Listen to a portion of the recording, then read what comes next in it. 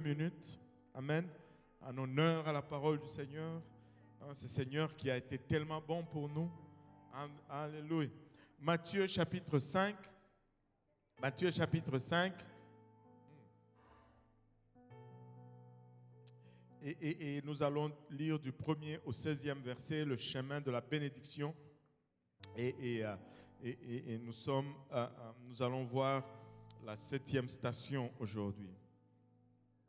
Matthieu chapitre 5, le 1er verset nous dit « Voyant la foule, Jésus monta sur la montagne, et après qu'il se fut assis, ses disciples s'approchèrent de lui. Puis, ayant ouvert la bouche, il les enseigna et dit « Heureux les pauvres en esprit, car le royaume des cieux est à eux. Heureux les affligés, car ils seront consolés. Heureux les débonnaires, car ils hériteront la terre. Heureux ceux qui ont faim et soif de la justice, car ils seront rassasiés. Heureux les miséricordieux, car ils obtiendront miséricorde. Heureux ceux qui ont les cœurs purs, car ils verront Dieu. Heureux ceux qui procurent la paix, car ils seront appelés fils de Dieu. Heureux ceux qui sont persécutés pour la justice, car le royaume des cieux est à eux. Heureux serez-vous lorsqu'on vous outragera, qu'on vous persécutera et qu'on dira faussement de vous toutes sortes de mal à cause de moi. Réjouissez-vous et soyez dans l'allégresse, parce que votre récompense sera grande dans les cieux. Car c'est ainsi qu'on a persécuté les prophètes qui ont été avant vous. Vous êtes le sel de la terre, mais si le sel perd sa saveur, avec quoi lui rendra-t-on? Il ne sert plus qu'à être jeté dehors et foulé aux pieds par les hommes. Vous êtes la lumière du monde. Une ville située sur une montagne ne peut être cachée. Et on n'allume pas une lampe pour la mettre sous le boisseau, mais on la met sur le chandelier plutôt, et elle éclaire tous ceux qui sont dans la maison. Que votre lumière luise ainsi devant les hommes, afin qu'ils voient vos bonnes œuvres et qu'ils glorifient votre Père qui est dans les cieux. Prions tous ensemble. Éternel, nous te sommes infiniment reconnaissants, Papa, de ton amour, de ta bonté, de ta fidélité. Papa, merci pour ta bonté. Merci pour le privilège que nous avons aujourd'hui, Seigneur, de nous réunir dans ta présence, Papa. Nous réalisons combien, Papa, ça t'a coûté pour nous donner cet accès, Seigneur. Merci pour ton sang versé. Et Papa, lorsque nous réalisons cela, nous réalisons également combien nous sommes des êtres charnels, des êtres naturels, Papa. Père éternel, et cette parole que tu nous donnes, Papa, elle est esprit et elle est folie pour nous de nous-mêmes. Nous ne pouvons la recevoir, Seigneur. Nous prions que tu nous aides maintenant, moi, à la donner sans crainte, ni faveur, ni hésitation. Nous tous ensemble, Père, à la recevoir et lui réserver une place de choix dans nos cœurs où elle va germer, produire de fruits et que ce fruit nous conduise jusque dans la vie éternelle. Et c'est avec action de grâce dans le cœur que nous te prions ainsi dans le nom de Jésus. Nous disons tous au nom de Jésus. Alléluia. Et vous pouvez vous asseoir.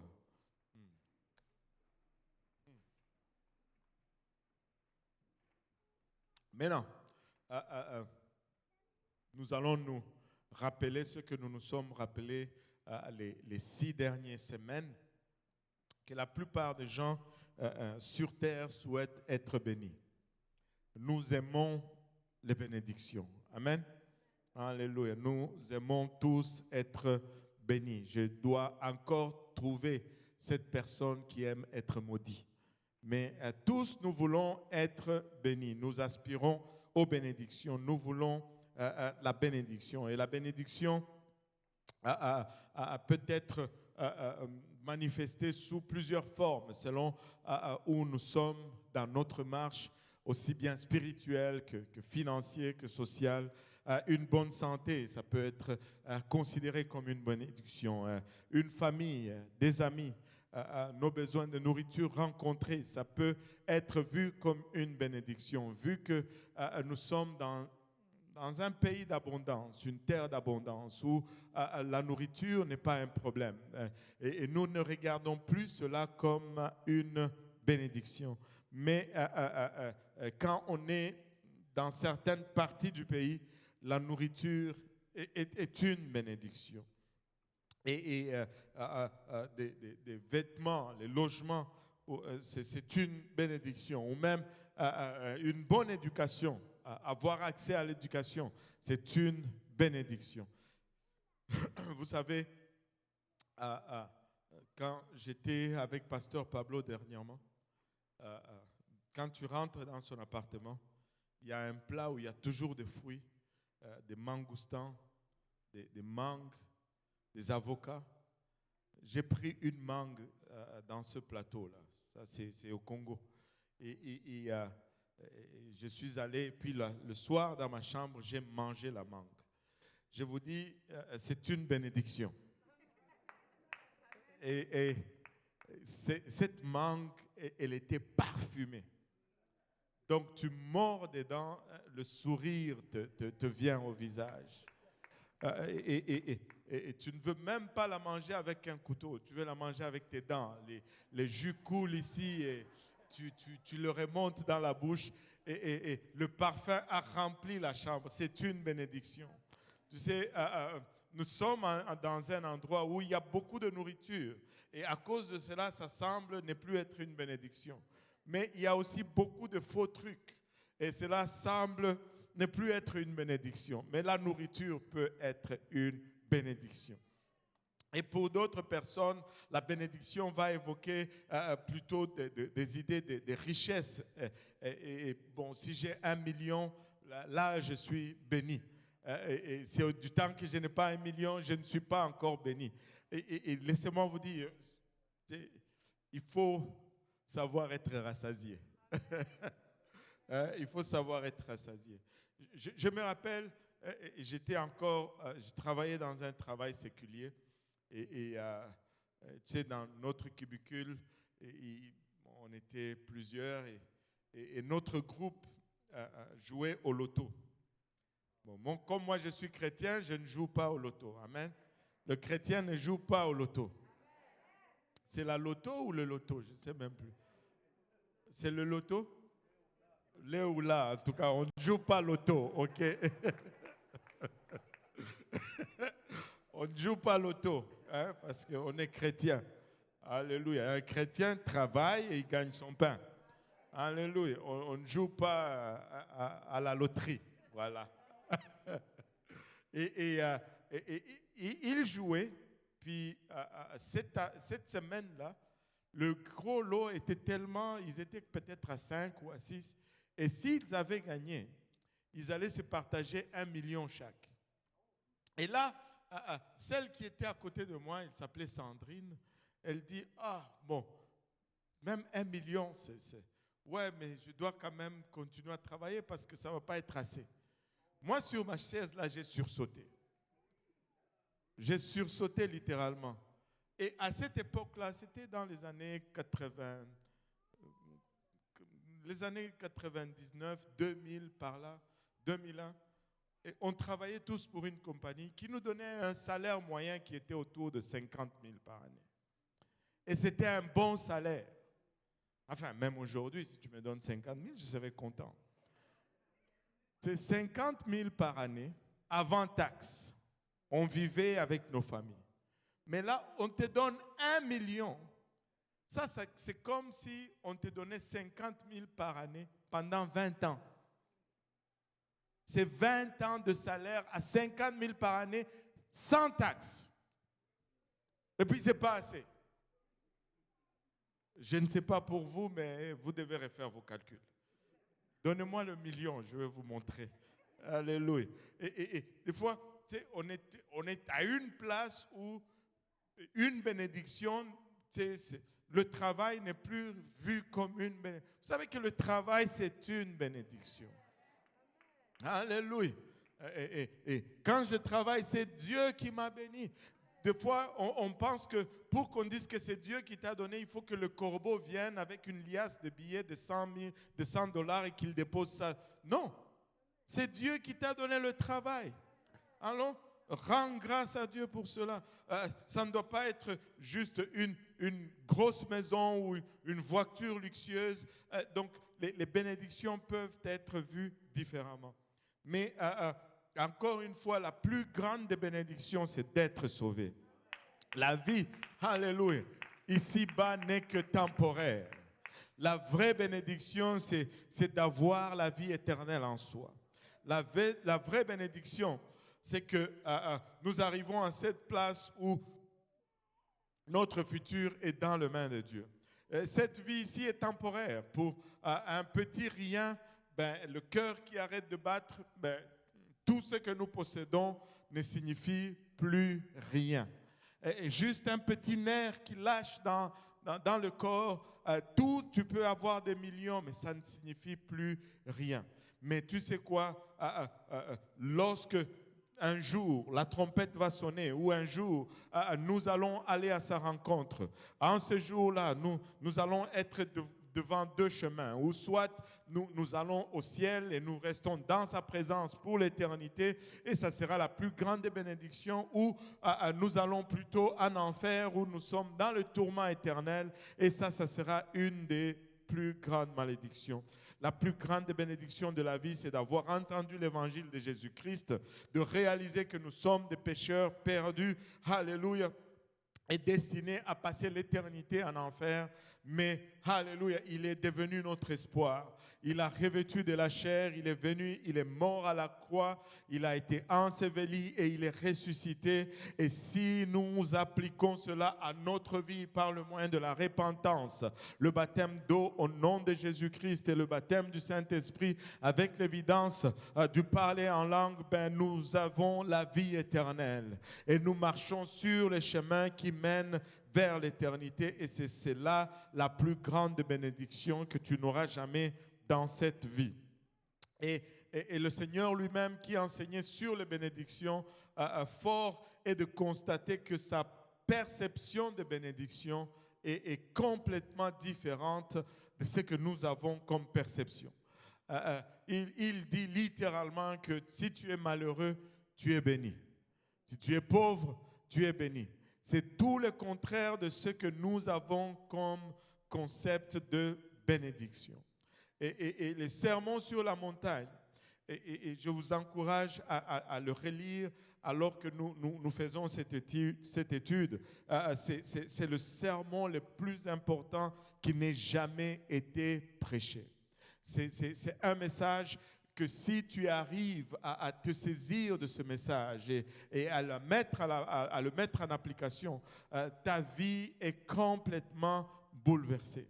Tu changes, tu n'es plus la personne que tu étais auparavant. Et dans ce message, le Seigneur est en train de nous dire littéralement que notre bénédiction est directement reliée à nos attitudes. Alléluia. Et comme nous sommes maîtres à 100% de nos attitudes, notre bénédiction est en plein entre nos mains. Nous allons décider si nous allons être bénis ou pas. Ce ne sont pas les circonstances qui dictent ton attitude, c'est ta décision, c'est ton choix de réagir d'une façon ou d'une autre à une situation. Avez-vous remarqué certaines personnes, on dirait que rien ne les offense.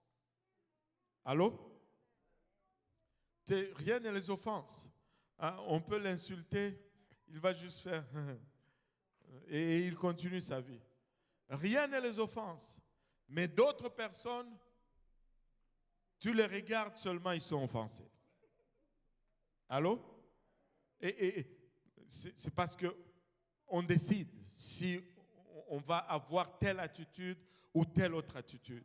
Tu es en plein contrôle de ton attitude. Et quelqu'un va dire, non, il m'a mis en colère ou elle m'a mis en colère. Non, tu t'es mis en colère toi-même. Tu as décidé de te fâcher, tu aurais pu décider de ne pas te fâcher. Allô? Alléluia. Bon, une fois que tu es fâché, ok, ne laisse pas le soleil se coucher sur ta colère. Amen. Alléluia. Aujourd'hui, nous allons regarder le faiseur de paix. La 7e béatitude nous dit « Heureux ceux qui procurent la paix, car ils seront appelés fils de Dieu. » Et bien sûr, ça inclut aussi filles. Amen. Il ne faut pas dire, bon, comme ça dit fils, nous, la paix là, ce n'est pas notre affaire. Nous, on va juste causer du trouble parce que nous sommes des filles. Les filles sont aussi inclus là-dedans. Amen. Heureux ceux qui procurent la paix, car ils seront appelés fils de Dieu. Combien veulent être fils et filles de Dieu ici? Alléluia. Et quand ce verset nous dit ici fils de Dieu, ça ne veut pas dire juste, bon, je suis son enfant. C'est en train de faire référence à sa ressemblance. Parce qu'un enfant est supposé ressembler à ses parents. Amen. Et des fois, quand tu ne ressembles pas à tes parents, on dit, wow, tu es sûr que ce sont tes parents? Parce qu'on s'attend à avoir une ressemblance quand ce sont nos enfants. Amen. Alléluia. Et là, quand il dit heureux ceux qui procurent la paix, parce qu'ils seront appelés fils de Dieu. Parce que si nous sommes des faiseurs de paix, nous allons lui ressembler. Maintenant, regardons un peu, parlons un peu de la paix dans le monde aujourd'hui. Nous avons une institution qu'on appelle les Nations Unies, qui est une institution qui est là pour maintenir la paix dans le monde. Les nations se sont unies et ils vont aider à maintenir la paix dans le monde. Et comment ils vont faire ce maintien de la paix? C'est qu'ils ont une armée qu'ils vont constituer en empruntant des soldats de différents pays pour le mettre ensemble. Et on appelle ces soldats les gardiens de la paix. Et qu'est-ce que cela veut dire? Cela veut dire qu'on va les envoyer dans un pays en conflit. On ne va pas les envoyer s'il n'y a pas de conflit. On va attendre qu'il y ait d'abord le conflit. Et dès qu'il y a conflit, ben là, on va les envoyer. Et quand ces soldats des Nations Unies arrivent sur le terrain, tout ce qu'ils vont faire, c'est qu'ils vont s'interposer entre les parties qui sont en guerre.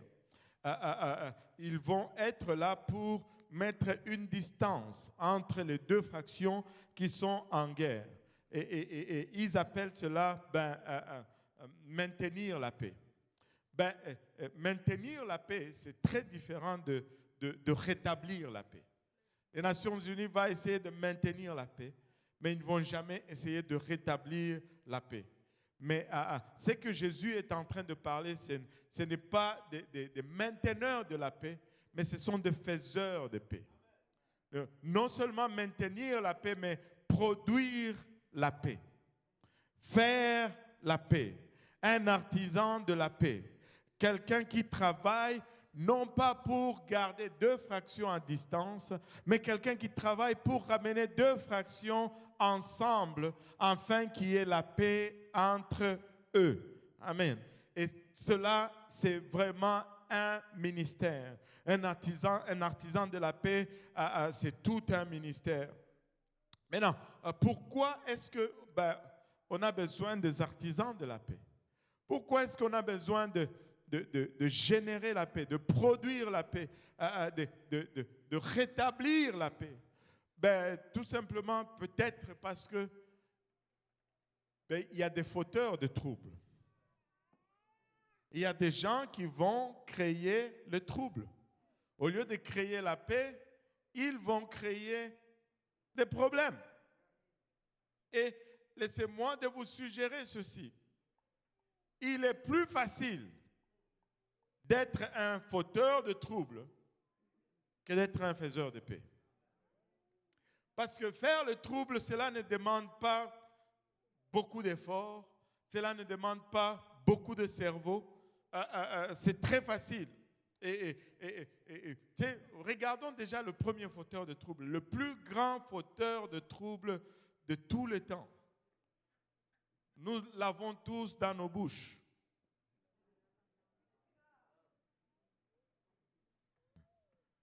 Le plus grand fauteur de trouble se trouve dans ta bouche. Alléluia. Tu voudrais l'avaler, mais il refuse de descendre. Tu voudrais les cracher, il s'accroche là-dedans. incontrôlable. Alléluia. Et regardez ce que Jacques nous dit. Jacques nous dit dans Jacques chapitre 3, du 1er au 8e verset, il nous dit ceci. Mes frères, qu'il n'y ait pas parmi vous un grand nombre de personnes qui se mettent à enseigner. Waouh! Déjà là, en partant, aujourd'hui, tout le monde veut enseigner. Tout le monde a une leçon à donner. Tout le monde est connaisseur. Mais la Bible nous met en garde contre un temps comme ça, là. Tout le monde a une chaîne YouTube et il enseigne des choses. Il y a...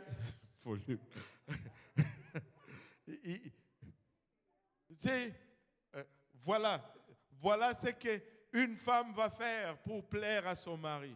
Voilà ce qu'un mari doit faire pour toutes sortes d'enseignements. Rien de biblique là-dedans. Un enfant de Dieu n'ingurgite pas un enfant de Dieu abonde dans la parole de Dieu. La parole de Dieu a plein de conseils pour chaque situation. Alléluia. Nous ne cherchons pas une sagesse humaine. Alléluia. Nous voulons la sagesse qui vient d'en haut, de celui qui a instauré le mariage, la famille, le travail. C'est lui qui a tout établi. Alléluia. C'est lui qui a établi le travail, le repos, le mariage, le plaisir, la famille. Il a tout fait. C'est lui qui a tout créé. Il connaît mieux que quiconque. Il connaît mieux que quiconque. Quelqu'un qui ne... Anyway, je dois retourner. Jacques, chapitre 3, verset 1. Mes frères, qu'il n'y ait pas parmi vous un grand nombre de personnes qui se mettent à enseigner. Car vous savez que nous serons jugés plus sévèrement. Nous branchons tous de plusieurs manières. Si quelqu'un ne branche point en parole, c'est un homme parfait, capable de tenir tout son corps en bride. Si nous mettons le mort dans la bouche des chevaux pour qu'ils nous obéissent, nous dirigeons aussi leur corps tout entier. Voici même les navires qui sont si grands et que poussent des vents impétueux sont dirigés par un très petit gouvernail au gré du pilote. De même la langue, que tout le monde dise la langue. De même la langue est un petit membre et elle se vante de grandes choses. Voici comme un petit feu peut embrasser une grande forêt. La langue aussi est un feu, c'est le monde de l'iniquité. La langue est placée parmi nos membres, souillant tout le corps et enflammant le cours de la vie, étant elle-même enflammée par la géhenne. Toutes les espèces de bêtes et d'oiseaux, de reptiles et d'animaux marins sont domptés et ont été domptés par la nature humaine. Mais la langue, aucun homme ne peut la dompter. C'est un mal qu'on ne peut réprimer. Elle est pleine d'un venin mortel. Écoutez, alléluia. Et la langue de beaucoup de gens les met dans beaucoup de troubles. Et la Bible nous dit littéralement, aucun homme n'a dompté la langue. Vous savez, la seule façon de dompter la langue, c'est la plonger dans le Saint-Esprit. La seule façon de dompter la langue, c'est de l'abandonner au Seigneur. Le lion peut être dompté. L'éléphant, aussi fort, aussi costaud, on le dompte. L'homme lui dit, fais ça, il fait ça. Mets-toi à genoux, il se met à genoux. Les baleines et toutes ces choses, tous ces animaux peuvent être domptés. Mais va dans ta salle de bain, sors ta langue, ouvre ta bouche et essaye de la garder sans bouger devant le miroir. Et elle bouge tout seul, et elle tremble tout seul, et elle fait ce qu'elle veut, et elle est incontrôlable, mais elle peut cracher de venin, elle peut détruire une famille, elle peut détruire des relations, elle peut détruire des foyers, elle peut mettre le désordre dans l'église de Dieu. Et elle est indomptable. Et ce que nous devons faire, c'est vraiment de la soumettre au Seigneur. Vous savez, il y a certaines de langues qui crachent des fois des discours amers et des fois elle va cracher des discours succulents dépendamment où elle se trouve. Quand elle est à la maison du Seigneur, oh, alléluia ma soeur, mon frère, comment ça va? Mais quand elle sort dehors,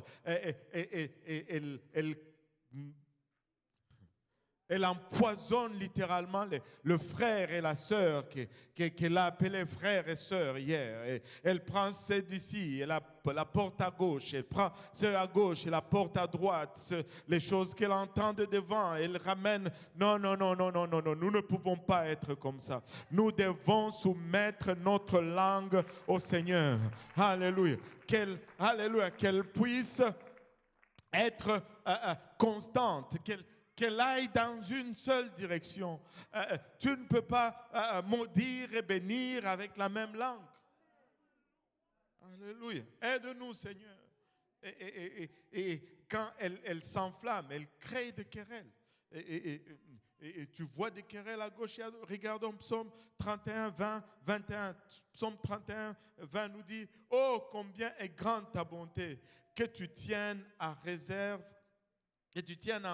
pour ceux qui te craignent, que tu témoignes à ceux qui cherchent en toi leur refuge. À la vue des fils de l'homme, tu les protèges sous l'abri de ta face contre ceux qui les persécutent. Tu les protèges dans ta tente contre les langues qui les attaquent. » Les langues qui les attaquent. Je ne sais pas pour vous, mais des fois, je suis juste très imaginatif. Quand je lis ce verset, je me suis mis à imaginer un peu quelqu'un qui a un rêve ou un cauchemar où il y a plusieurs langues qui sont en train de courir après lui et il est en train de fuir littéralement. Et ça dit des choses, ça attaque littéralement. La langue fait des ravages. La langue fait des ravages. David a reconnu que la source de querelle était la langue. Alléluia. Regardez Proverbe 15, verset 18. Un homme violent excite des querelles. Un homme violent excite des querelles. Mais celui qui est lent à la colère apaise les disputes. Et la colère sort souvent de la bouche. Un homme violent excite la colère. Et là, on va dire un mot pour faire mal.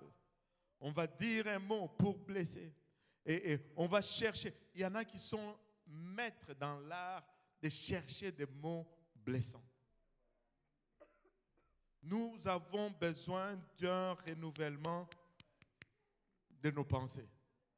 Que le Seigneur baptise nos langues, nos cerveaux. Amen.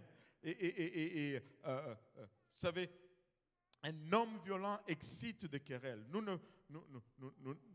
ne soyons pas de ces genres.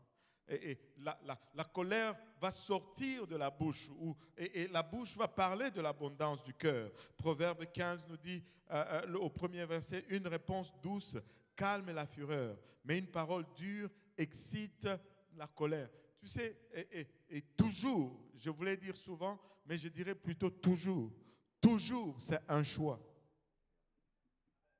Tu peux choisir de répondre d'une façon et de générer la paix, ou de répondre d'une autre façon et de générer la colère ou les querelles. Amen. Mais soyons des faiseurs de paix. Soyons des artisans de paix. Tu sais, quand il y a guerre, honnêtement, personne ne gagne vraiment. Oh, j'avais raison. Mais vous tous, vous êtes exposés pareil, vous êtes humiliés pareil. Ce n'est pas que j'ai raison ou j'ai tort, je veux juste bien faire. Ce n'est pas assez d'avoir raison. Il faut bien faire. Allô? Ce n'est pas assez d'avoir raison. Arrête de chercher toujours d'avoir raison. Juste fais ce qui est bien. Alléluia. Avoir raison, ça ne change rien. Mais quand tu fais ce qui est bien, ça change l'atmosphère. Ça change les choses. Alléluia. Et le simple fait de dire un mot doux lorsqu'il y a un conflit, ça change la situation. Le simple fait de quelqu'un va venir et il va vouloir t'agresser littéralement. Mais au lieu de dire, mais j'avais raison, tu dis, pardonne-moi. Et ça finit là. Pardonne-moi, mais je vais te taper. Mais attends, pardonne-moi. Et ça finit. Mais si tu, oh, mais j'avais raison. Oh bon, ça va escalader, ça va aller. Oui, tu avais raison, mais peut-être qu'il est plus fort que toi. Et là, la raison du plus fort est toujours. Alléluia. Non, soyons des faiseurs de paix. Amen. Et tu sais, une des places où les paroles sont très importantes, c'est dans un foyer, entre mari et femme. Utilisez des mots doux l'un pour l'autre. Allô? Vous allez vivre dans cette maison anyway. Pourquoi empoisonner l'atmosphère dans laquelle vous vivez?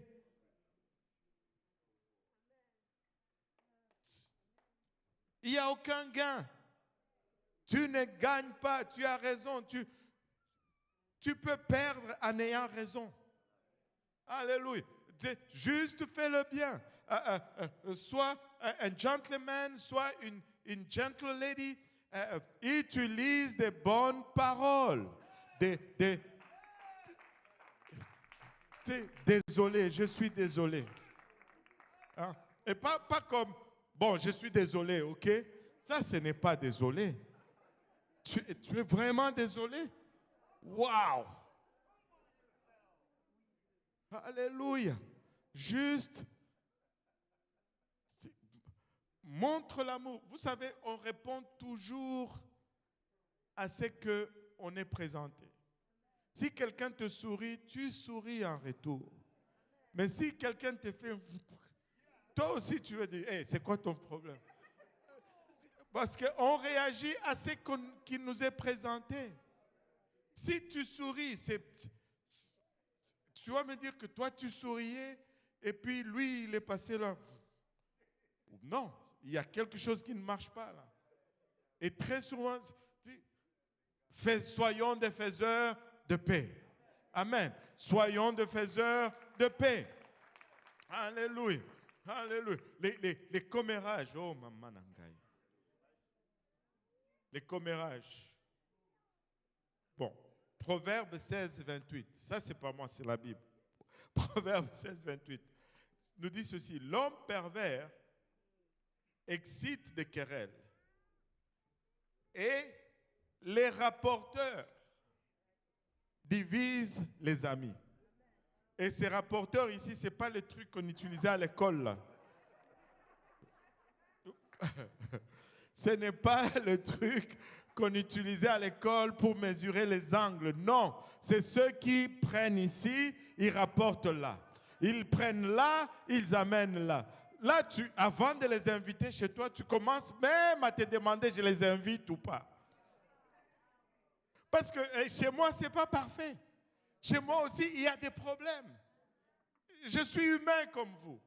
Je lutte et je veux aller au ciel. Et je travaille avec mes enfants et ma femme pour que personne ne reste. Et tu vas voir, tu viens, puis tu vois quelque chose. Ah, chez le pasteur là, ouf. Tu sais, il prêche seulement. Aie pitié, prie pour moi. Je suis sincère, je travaille fort au lieu de rapporter.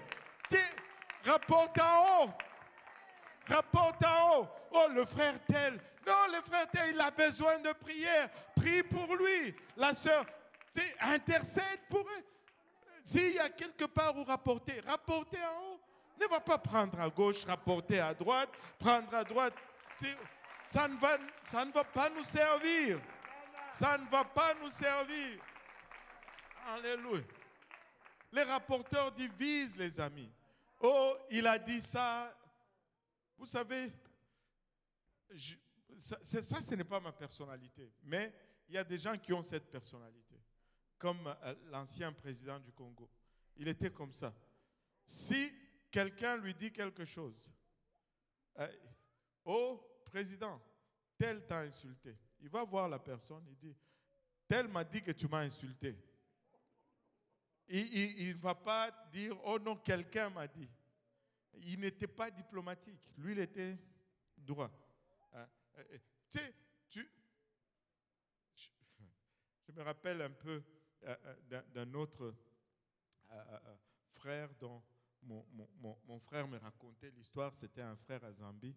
Il est déjà décédé. Il s'appelait Lubinda. Il dit, quand tu vas le voir pour lui dire quelque chose concernant, par exemple, le pasteur Luc, tu vas voir, frère Lubinda, tu as entendu le pasteur Luc, il va te dire, attends. Dis-moi, est-ce que ça va nous aider en quelque chose? Et puis si tu dis non, alors ne me dis pas. Alors ne me dis pas. Tu sais, des fois les gens vont venir, tel a dit quelque chose à ton sujet. Pourquoi tu viens me rapporter cela? Pour que j'aime cette personne? Mais non, tu crées de l'amertume dans mon cœur. C'est du rapportage. Il m'a insulté. Du temps que je ne sais pas, c'est correct. Je ne veux pas savoir. Tu sais, il y a beaucoup de choses à insulter ici de toutes les façons. Anyway, ne laisse, je ne veux pas savoir. Je suis correct. Amen. Et les rapporteurs divisent les amis. Tu sais, celui qui te rapporte là, il ne t'aime pas plus. S'il t'aimait plus, il allait te protéger de ce mal. Parce qu'une fois qu'il te rapporte, ton cœur est en guerre maintenant. Tu dois être assez fort pour pardonner. Sinon, c'est l'amertume. Et tu t'enfonces. Et moi, je ne vois pas l'amour là-dedans. Allô? La chose à faire, au lieu de rapporter à la personne qui a été critiquée, c'est de parler à celle qui critique. Pourquoi tu dis une telle chose? Oh, maman Nangaye, ce message risque d'être long. Alléluia. Le commérage va détruire des amitiés. Amen. Proverbe 17, verset 9 nous dit, celui qui couvre une faute cherche l'amour. Alléluia. Et celui qui la rappelle dans ses discours divise les amis. Bon. J'étais pardonné. Hein. Je me rappelle, tu sais, quand on venait juste de venir à l'église. On a été invité chez un couple qui était aussi nouveau, qui sont venus après nous. Et c'était un dimanche. Ils disent, venez à la maison, on va manger, puis on va retourner au service du soir. OK. On est allé. Quand on est entré dans la maison, sur le frigo dans la cuisine, la femme avait écrit une liste. En telle date, tu m'avais fait ci. Tel jour, tu m'avais dit ça. On a regardé ça, on a dit, Seigneur, OK, on est nouveau dans le Seigneur, mais ça là, c'est pas bon, ma soeur. Enlève cette liste. Amen. Tu sais, on ne peut pas pardonner une faute et la rappeler au quotidien. On ne peut pas pardonner une faute et la faire revenir encore et encore et encore, parce que la Bible nous dit que celui qui rappelle la faute dans ses discours divise les amis. Divise les amis. Et écoutez, moi j'ai besoin que vous oubliez certaines choses que j'ai faites. Vous aussi, vous avez besoin que j'oublie certaines choses que vous avez faites. Et ensemble, si nous agissons comme ça l'un pour l'autre, et la voie du ciel est plus facile d'accès.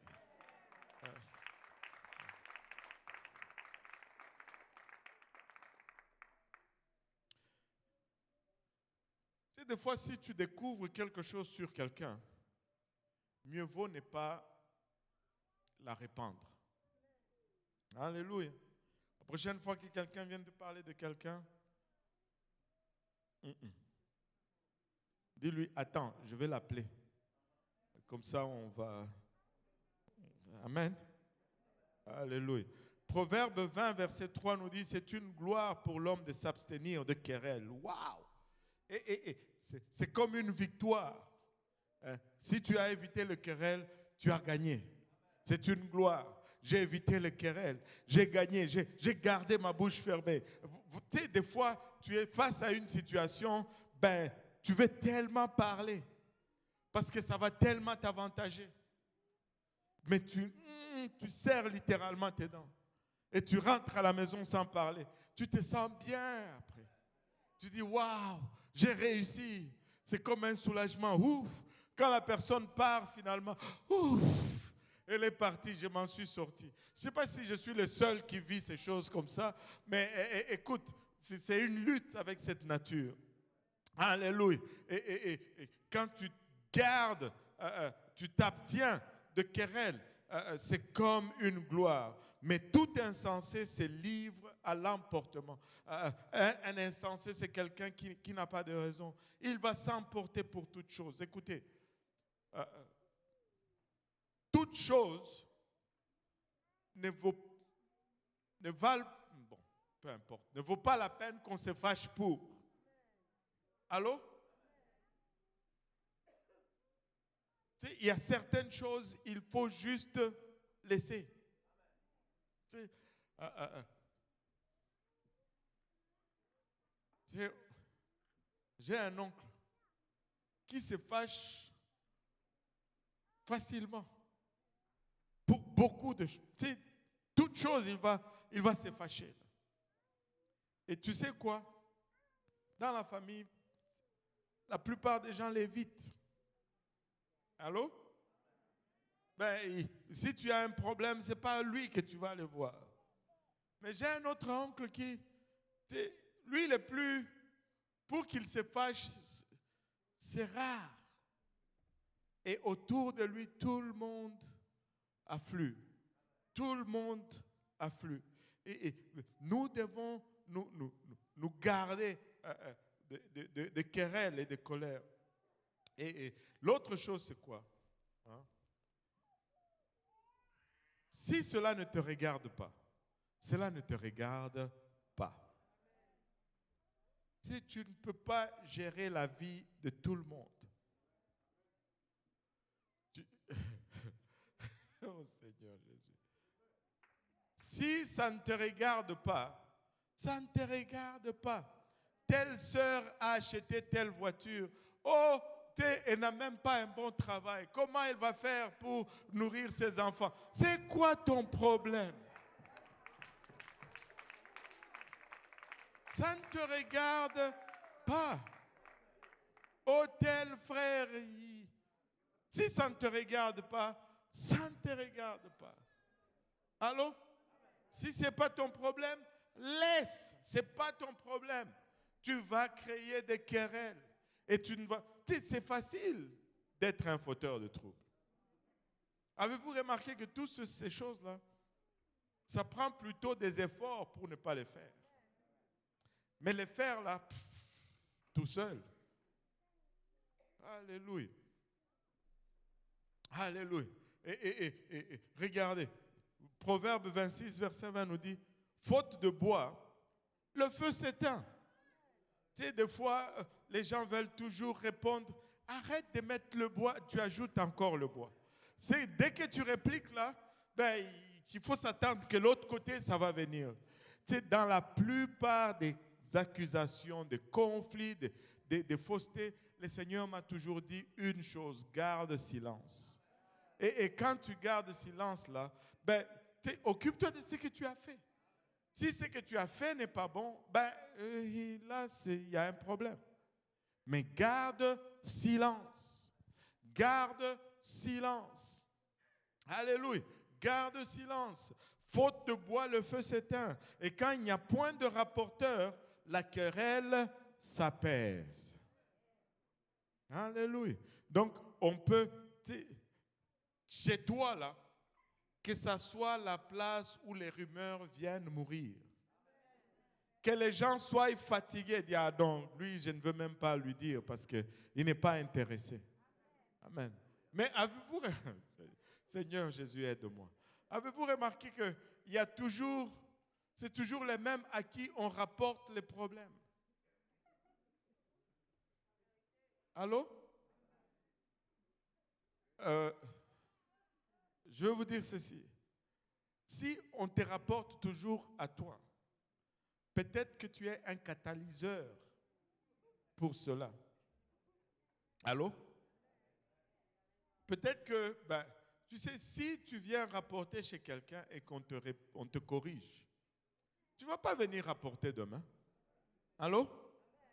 Mais si tu viens rapporter et puis on te dit, tiens, prends la chaise. Prends même un verre d'eau. Raconte. Demain, tu vas retourner là-bas encore. Donc, si on te rapporte trop, demande-toi aussi, mais il y a un problème avec moi. Les rapporteurs me trouvent attirant.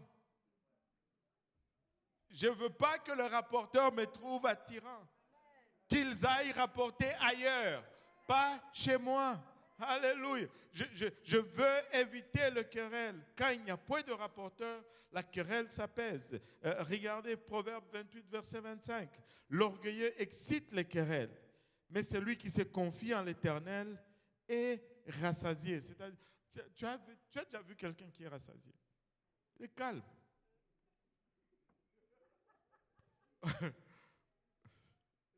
Ce n'est pas ça.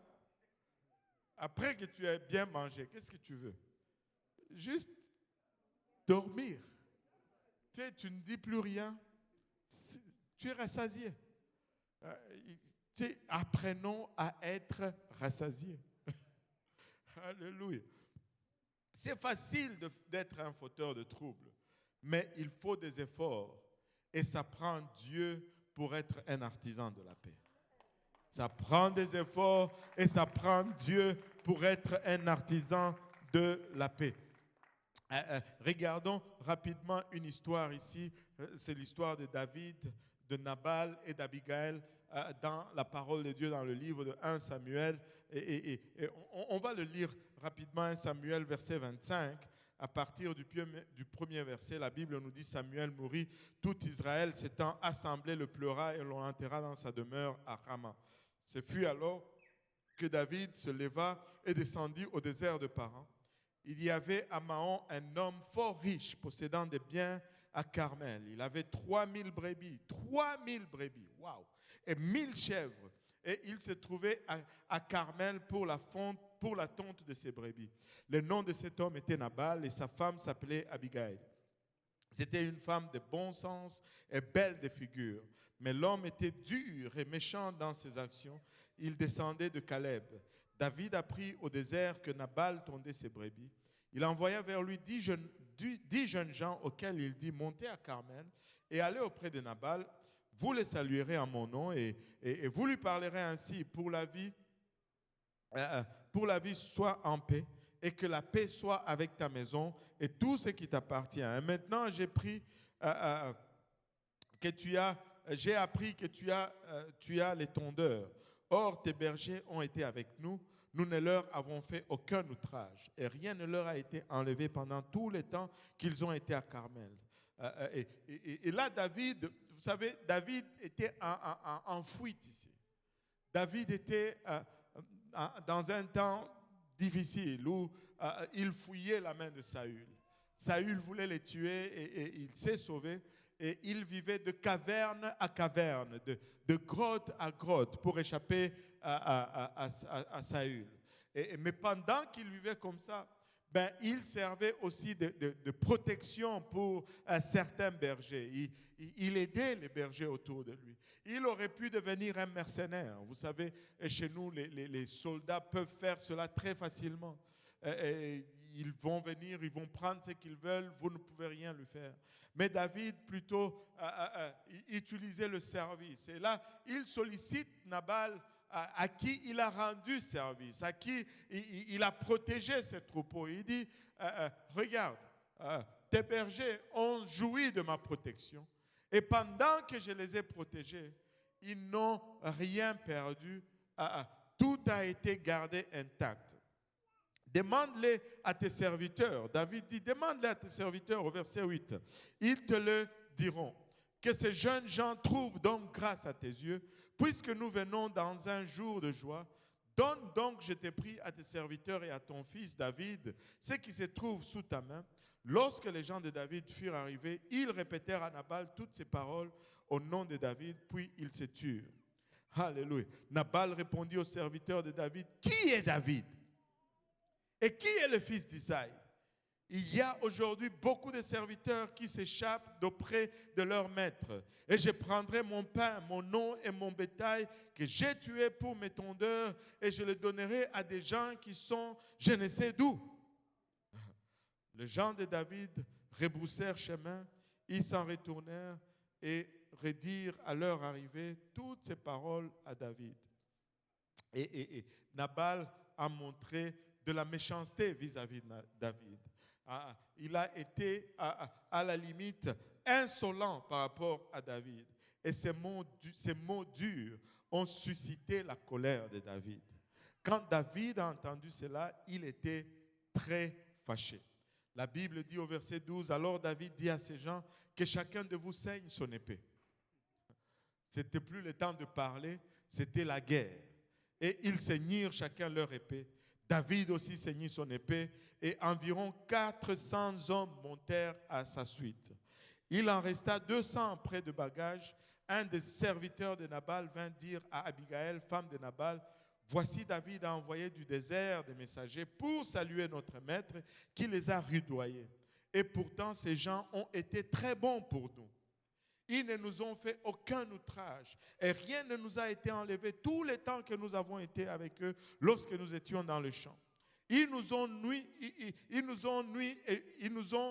et jour servi de muraille tout le temps que nous avons été avec eux faisant paître les troupeaux. Sache maintenant et vois ce que tu as à faire car la perte de notre maître et de toute sa maison est résolue et il est si méchant qu'on ose lui parler. Il est tellement méchant, tellement colérique, qu'il ne reconnaît même pas le bienfait. David le reconnaît. Les serviteurs qui ont joui de la protection de David le confessent, mais Nabal ne veut rien savoir. Son cœur est tellement endurci. Et heureusement que ce serviteur est allé avertir sa femme. Et là, Abigail était beaucoup plus sage que son mari. Et elle a choisi d'être une faiseuse de paix, quelqu'un qui crée la paix au lieu de chercher querelle. Et au verset 18, la Bible nous dit Abigail prit aussitôt 200 pains, 2 outres de vin, 5 pièces de bétail apprêtées, 5 mesures de grains rôtis et 100 masses de raisins secs et 200 de figues sèches. Elle le mit sur des ânes et elle dit à ses serviteurs, passez devant moi, je vais vous suivre. Et ne dites rien à Nabal. Elle ne dit rien à Nabal, son mari. Montez sur un âne. Elle descendit la montagne par un chemin couvert et voici David et ses gens descendaient en face d'elle en sorte qu'elle le rencontra. Waouh! David était en route pour faire un massacre, mais Abigail s'est mise en route et elle s'est entravée sur le chemin de David. Et David... Regardez, le verset 21, David avait dit, c'est bien en vain que j'ai gardé tout ce que cet homme a dans le désert et que rien n'a été enlevé de tout ce qu'il possède. Il m'a rendu le mal pour le bien, que Dieu traite son serviteur David dans toute sa rigueur. Si je laisse subsister jusqu'à la lumière du matin, qui que ce soit de tout ce qui appartient à Nabal. Le sort de Nabal était scellé. Et ça, ce n'était pas n'importe qui. C'est David, le tueur des géants. Tu ne veux pas avoir de problème avec lui. David était bouleversé. Il a passé son temps dans le désert, fouillant pour sa vie, essayant de survivre avec ceux qui le suivaient comme homme. Et dans tout cela, il n'a pas usé de méchanceté. Il a servi les gens autour de lui, mais pour récolter juste des injures et de la méchanceté de la part de Nabal. Mais regardez le verset 23, lorsqu'Abigail aperçut David, elle descendit rapidement de l'âne, tomba sur sa face en présence de David et se prosterna contre terre. Puis se jetant à ses pieds, elle dit, à moi la faute, mon Seigneur. Permets à ta servante de parler à tes oreilles et écoute les paroles de ta servante. Que mon Seigneur ne prenne pas garde à ce méchant homme, à Nabal, car il est comme son nom. Nabal est son nom, et il y a chez lui de la folie. Et moi, ta servante, je n'ai pas vu les gens que mon Seigneur a envoyés. Maintenant, mon Seigneur, aussi vrai que l'Éternel est vivant et que ton âme est vivante, c'est l'Éternel qui t'a empêché de répandre le sang et qui a retenu ta main.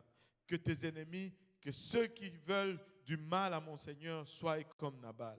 Accepte ces présents que ta servante apporte à mon Seigneur et qu'ils soient distribués aux gens qui marchent à la suite de mon Seigneur.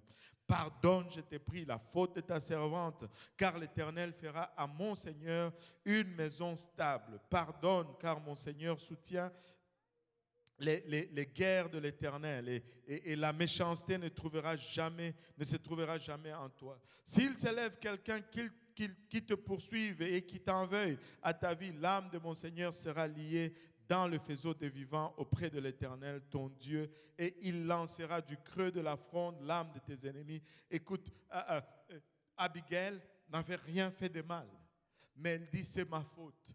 Abigail n'était même pas là. Elle dit, si je n'étais pas là pour entendre la requête de tes serviteurs, c'est de ma faute.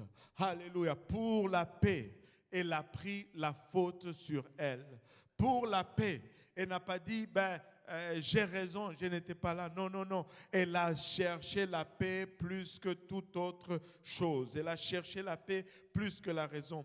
Elle dit au verset 30, lorsque l'Éternel aura fait à mon Seigneur tous les biens qu'il t'a annoncés et qu'il t'aura établi chef sur Israël, mon Seigneur n'aura ni remords ni souffrance de cœur pour avoir répandu le sang inutilement et pour s'être vengé lui-même. Et lorsque l'Éternel aura fait du bien à mon Seigneur, souviens-toi de ta servante. Et parle, alléluia, d'un pacificateur. Parle de quelqu'un qui cherche la paix. Parle de quelqu'un qui veut à tout prix s'aimer la paix. David, tu vas verser le sang de Nabal. À quoi cela va-t-il te servir?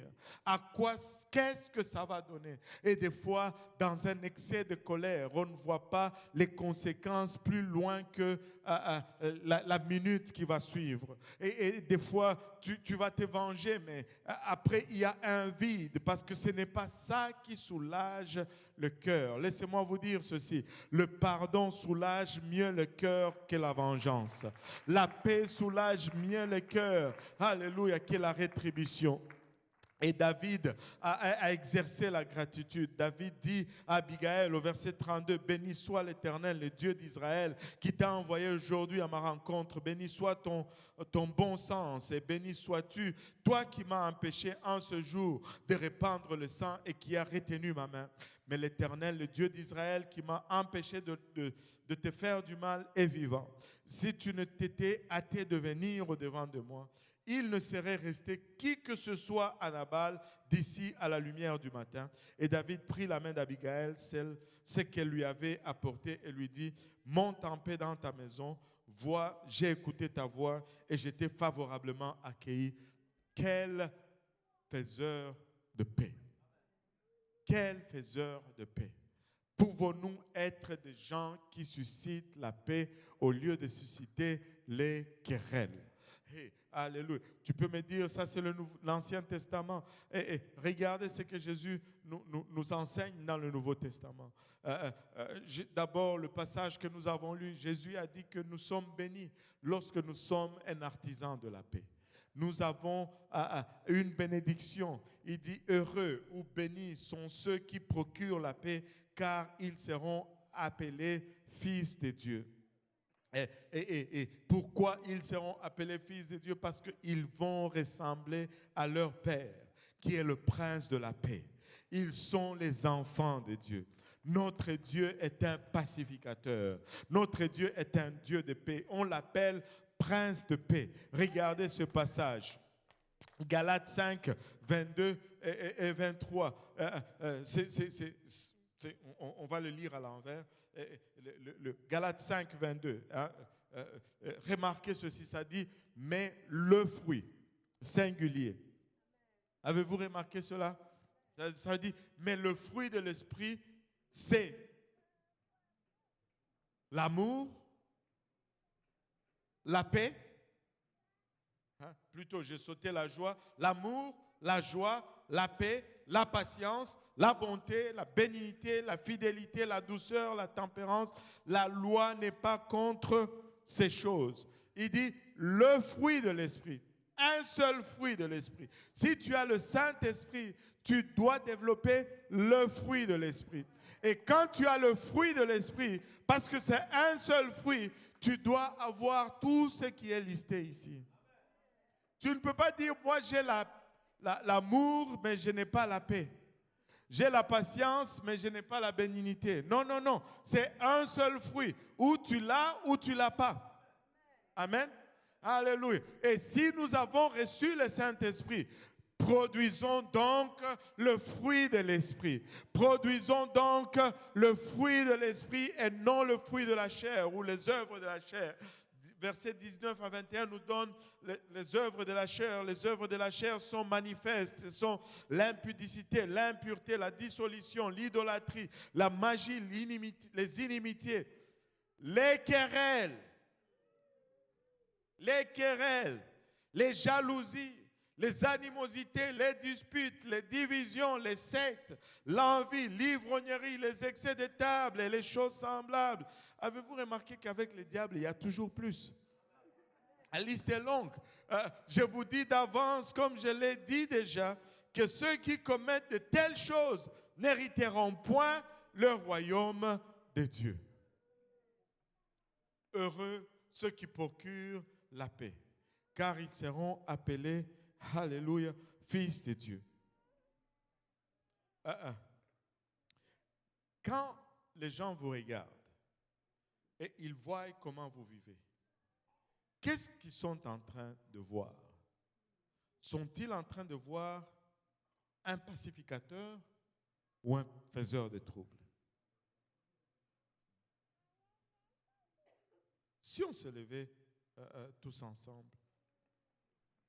à la maison, au travail, dans le quartier, à l'école, est-ce que quand les gens observent ta vie, vont-ils te qualifier de pacificateur ou vont-ils te qualifier de sémeur de querelles? Jacques 3,18 nous dit, le fruit de la justice est semé dans la paix. On ne peut pas avoir la justice de Dieu si déjà on n'a pas la paix. Le fruit de la justice est semé dans la paix par ceux qui recherchent la paix. Certaines personnes vont faire bien des choses à l'extérieur, mais à l'intérieur, il n'y a pas de paix. Et cela va se manifester par des comportements conflictuels. La Bible nous dit que du temps que c'est possible, premièrement, nous devons être en paix avec nous-mêmes. Allô? Tu dois être en paix avec toi-même. Tu dois t'accepter. C'est Dieu qui t'a créé. Tu ne t'es pas créé toi-même. Donc, tu n'as pas à te blâmer pour ce que tu es. Tu dois l'accepter. Mais une fois que tu es en paix avec toi-même, la Bible nous dit ceci, du temps que c'est possible, dans la mesure du possible, sois en paix avec tout le monde. Romains 12, 18 nous dit, s'il est possible, autant que cela dépend de vous, soyez en paix avec tous les hommes. Parce que des fois, avec certaines personnes, tu ne peux jamais atteindre la paix. Dans ce cas-là, tu fuis.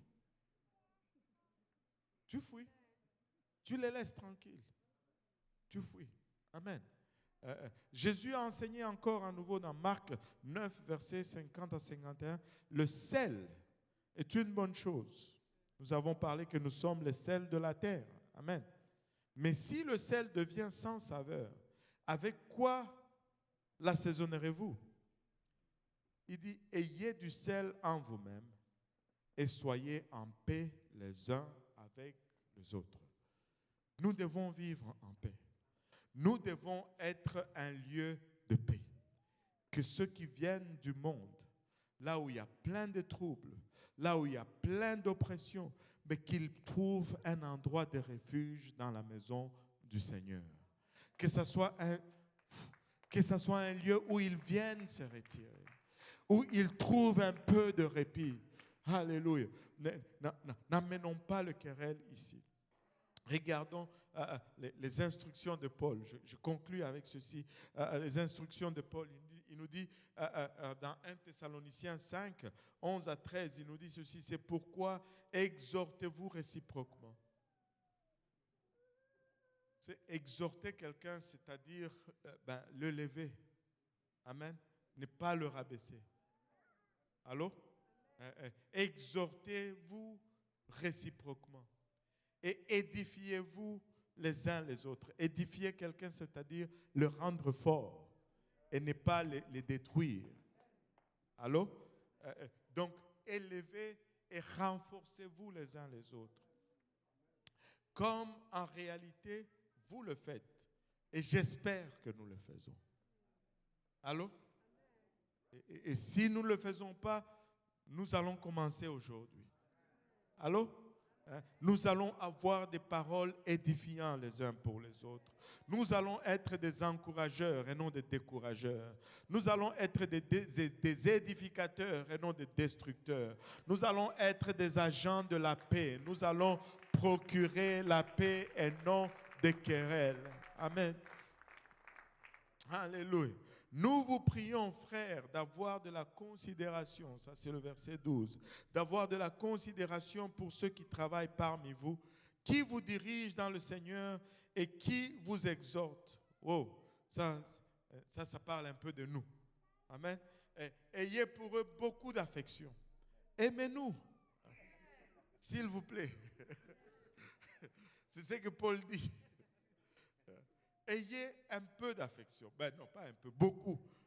Ayez pour eux beaucoup d'affection à cause de leur œuvre.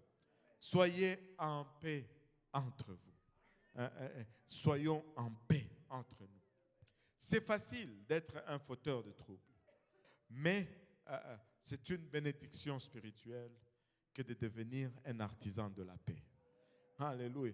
Et quand on est artisan de la paix, on devient comme Jésus, qui est le prince de la paix. Et quand les gens nous regardent, ils disent, voilà, c'est ça, c'est un enfant de Jésus. Parce qu'il fait comme son père. Il agit comme son père. Il se comporte comme son père. Oh, avez-vous entendu comme il parle? On dirait son père. Alléluia. Et nous voulons être ses enfants. Nous voulons être identifiés comme tels. Est-ce qu'il y en a qui veulent être des faiseurs de paix ici? Alléluia. Si vous voulez être des faiseurs de paix, je vais vous inviter à l'avant, les hommes à ma gauche, les dames à ma droite. Vous savez, si nous allons être des faiseurs de paix, nous allons avoir besoin du prince de la paix en dedans de nous. Nous allons devoir, alléluia, les laisser venir et lire domicile en nous. Nous allons littéralement nous abandonner entre ses mains. Alléluia, et les laisser nous façonner à sa façon. Alléluia. Koromaya itaraba oloboyo sanda. Kiramaya itaraba oloboyo sanda. Je veux être un agent de paix, Seigneur. Je peux être failli, Seigneur, mais aujourd'hui, je viens de me rendre compte de certaines choses. Je viens de réaliser, alléluia, certaines choses, Seigneur. Aide-moi à être un agent de la paix. Aide-moi à être un faiseur de paix. Aide-moi, alléluia, à devenir, alléluia, ta ressemblance. Alléluia. Alléluia, Seigneur. Alléluia. Si nous pouvons commencer à élever nos voix, alléluia, à lui parler pour un moment, Seigneur, alléluia, aide-moi. Aide-moi, Seigneur Jésus. Alléluia. Oh oui, je peux avoir des raisons, alléluia, à développer cette attitude, alléluia, querelleuse. Je peux justifier, alléluia, les commérages, je peux les justifier, mais je choisis d'être un agent de la paix aujourd'hui. Koromaya itaraba oloboyo sanda. Kiramaya utaraba oloboyo itara keleya eta. Kiramaya etaraba oloboyo kitamanaota. Korimaya itaraba oloboyo sandaraba kitaraya eta. Hitomonoyo etaraba oloboyo sandaraba ilamaya eta. Alléluia Jésus. Alléluia Seigneur. Alléluia Jésus. Alléluia. Papa ilabashata. Nous voulons, Papa, prendre de ta ressemblance. Nous voulons devenir comme toi, ilabashata. Oromaya kitaraya eta. Alléluia. Si vous êtes là et que vous n'avez pas encore reçu le don du Saint-Esprit avec l'évidence de parler en langue, laissez-moi vous dire, c'est le prince de paix qui vient et qui réside en toi. Alléluia. Comment devenir faiseur de paix si je n'ai pas le prince de paix en moi? Haramaya kitaraya otaraba oloboyosa.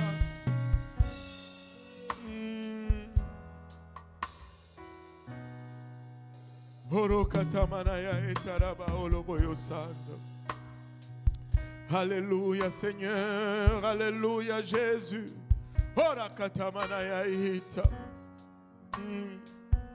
Alléluia, quelqu'un lève sa voix aujourd'hui. Quelqu'un lève sa voix aujourd'hui. Alléluia. La main de Dieu n'est pas loin. Il désire te transformer. Il désire te remplir aujourd'hui. Alléluia Seigneur, Alléluia Jésus. Et si tu es là aujourd'hui et que tu n'es pas encore baptisé au nom de Jésus, Alléluia, tu peux revêtir de ce nom aujourd'hui. Alléluia, nous avons l'eau, nous avons des vêtements de rechange. Ça ne prend que votre obéissance aujourd'hui. Alléluia. Pourquoi ne pas s'identifier au prince de la paix aujourd'hui, Jésus? Koromaya itaraba oloboyosan. Haramaya keteremaya itaraba oloboyosan. Alléluia Seigneur, Alléluia Jésus. Alléluia Jésus. De faiseurs de paix, de faiseurs de paix. Dieu veut donner naissance à des faiseurs de paix aujourd'hui. Il y en a qui cherchent pour le Saint-Esprit. Alléluia, tu ouvres ta bouche et tu adores ton Dieu. Tu laisses sortir ta voix. Alléluia, Saint de Dieu, il y en a qui cherchent. Alléluia, autour de vous aujourd'hui. Alléluia. Haramaya kitaraya otaraba oloboyosa. Iramaya ketaraya etaraba oloboyosa. Ah oui, Seigneur.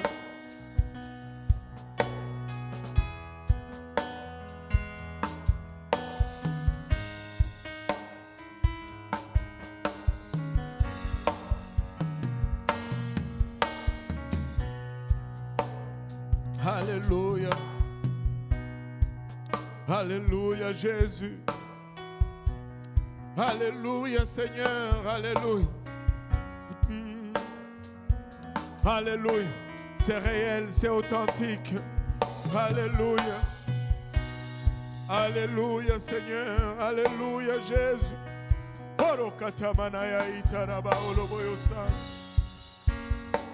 Alléluia Jésus. Alléluia Seigneur. Le prince de la paix est accessible aujourd'hui. Le prince de paix, alléluia, est disponible aujourd'hui. Il a bachata. Orokata manaya itaraba oloboyosanda. Oremaya itaraba oloboyo itara keleya et. Oh oui Seigneur. Oh oui Seigneur Jésus. Oh oui Seigneur, oh oui Seigneur.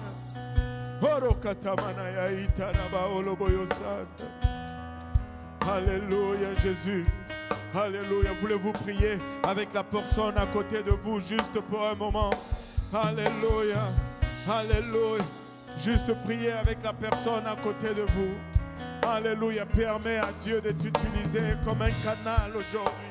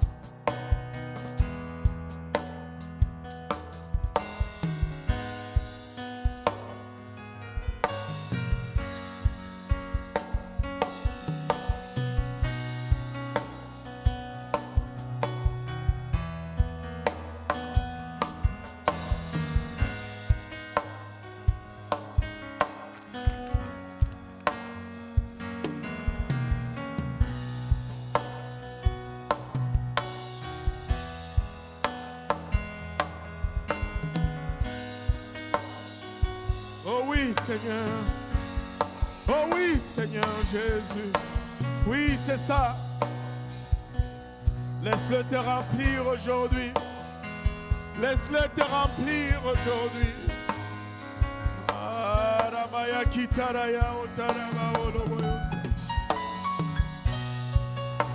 Oh oui, Seigneur. Alléluia. Oui, c'est réel. C'est authentique. Ce que tu ressens est réel. Ce que tu ressens est authentique.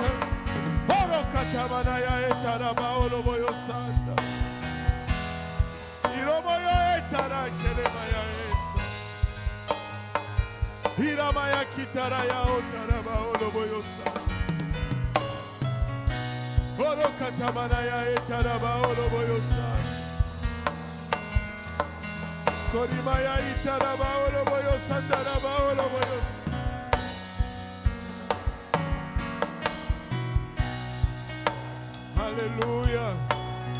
Alléluia Jésus, alléluia Seigneur, alléluia. Oh Prince de paix, viens lire domicile en nous aujourd'hui, alléluia. Que ta paix soit notre part, que ta paix soit notre portion, papa, que ta paix soit notre partage. Oh oui Seigneur, oh oui Seigneur, oh oui Seigneur Jésus, oh oui éternel, il a bachat.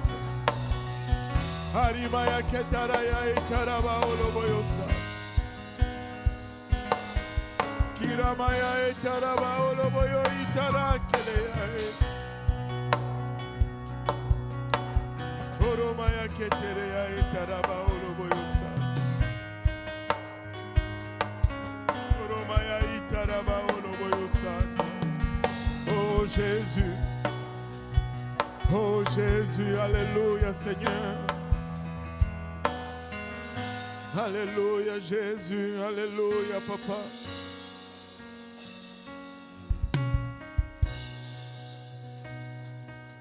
Alléluia.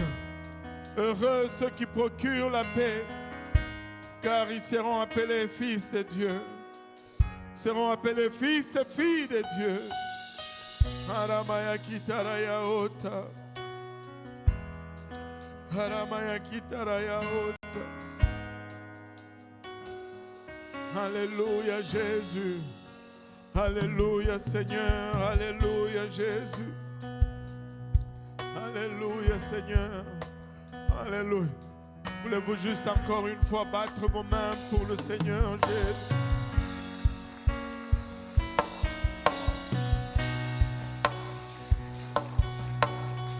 Alléluia. Si vous êtes là et que vous n'êtes pas encore baptisé au nom de Jésus, nous avons l'eau, nous avons des vêtements de réchange, des essuie-mains, des séchoirs. Ça ne prend que votre obéissance. Ça ne prend que votre obéissance. Alléluia. Alléluia. Alléluia. Que le Seigneur vous bénisse. Et retournez dans la paix du Seigneur. Amen.